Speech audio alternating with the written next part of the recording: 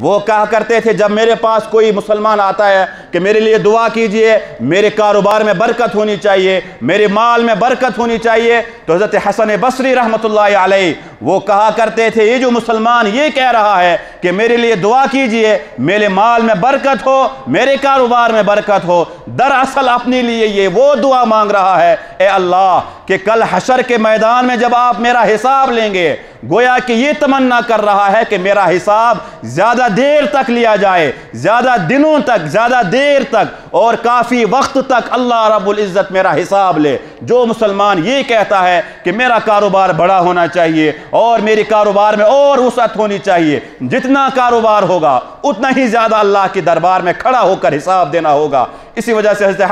حضرت علی رضی اللہ تعالیٰ عنہ فرمایا کرتے تھے کہ میں اس دنیا کی کیا تعریف کروں، اگر حرام کمایا ہے تو عذاب دیا جائے گا، سزا دی جائے گی، حلال اگر کمایا ہے تو اس کا حساب دینا ہوگا، اور اگر اور حرام کمایا ہے تو تم نے بلڈنگاں بنائی ہے، پراپرٹی جمع کی ہے اور چند دنوں کے بعد اس دنیا سے رخصت ہو جاؤ گے، مگر ایک تو تم نے اپنے لیے عذاب کا پورا انتظام کیا ہے حرام کما کر، اور دوسری طرف اس پراپرٹی سے جو ہے نعمت سے کوئی اور جو ہے اس سے فائدہ اٹھائے گا، تمہاری اولاد فائدہ اٹھائے گی اور تمہارے وارث اس سے فائدہ اٹھائیں گے۔ تم نے ساری زندگی حرام کما کر یا ساری زندگی اللہ کے حدود سے ٹکرا کر یہ مال جمع کیا ہے تو تم تو قبر میں چلے جاؤ گے اور حساب تمہیں دینا ہوگا، عذاب تمہیں دیا جائے گا، اور دنیا میں اس چیز سے اور اس پراپرٹی سے فائدہ کوئی اور اٹھا رہا ہے۔ وَمِن مَالٍ يَكُونُ عَلَيَّ عَذَابًا، اے اللہ ایسے مال سے پناہ مانگتا ہوں جو مال میرے لیے عذاب بن جائے۔